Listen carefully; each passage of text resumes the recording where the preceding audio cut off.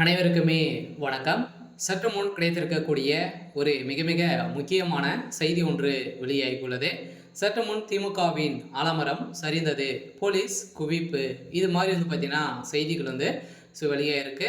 அதிரடியாக பார்த்தீங்கன்னா திமுகவுக்கு ஒரு மிகப்பெரிய சிக்கல் சுட்டு இருக்கு இல்லையா? ஸோ அனைவருக்குமே தெரியும். பார்த்தீங்கன்னா 2 நாட்களுக்கு முன்னாடி திருமாவளவன் அவர்கள் செய்த சம்பவம் பெரும் பேசும் பொருளாய் மாறி இருக்கு. இந்த நிலையில் அண்ணாமலை அவர்களும் பார்த்தீங்கன்னா அதிரடியாக கடுமையாக விமர்சனங்கள் செஞ்சிருந்த நிலையில இதற்கு அனைத்துக்குமே திமுகவுடைய தலைவர் முதல்வர் ஸ்டாலின் அவர்கள் தான் காரணம். அவருடைய ஆட்சி எப்படி நடக்குது அப்படின்ற மாதிரி பார்த்தீங்கன்னா உண்மைகளை வெளிக்காட்டி அவர் வீடியோ வெளியிட்டிருந்த நிலையில இப்ப அதிரடியாக முதல்வர் ஸ்டாலின் அவர்களுக்கு ஒரு மிகப்பெரிய சிக்கல் விழுந்திருக்கு.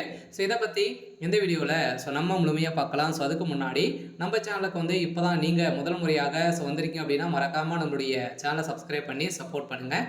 வாங்க வீடியோக்குள்ளே போகலாம். பார்த்தீங்கன்னா இப்போ இன்று பார்த்தீங்கன்னா அதிரடியாக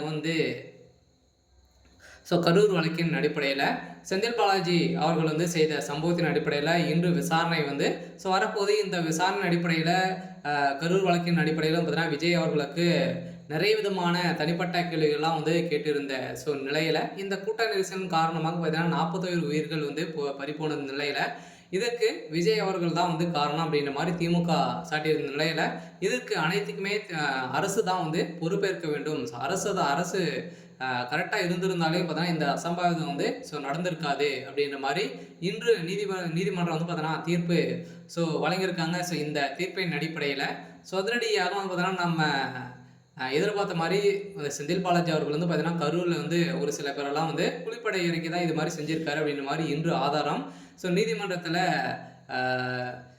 கொடுத்துருக்காங்க. இந்த நீதிபதி வழங்கிய தீர்ப்பின் அடிப்படையில் இன்று அதிரடியாக பார்த்தீங்கன்னா திமுகவுடைய ஆலமரம் அதிரடியாக கைது செய்யப்பட முதல்வர் ஸ்டாலின் அவர்கள் கைது செய்யப்பட போறாரு அப்படின்ற மாதிரி தான் இப்போ தகவல் வெளியே இருக்கு. இருந்தாலுமே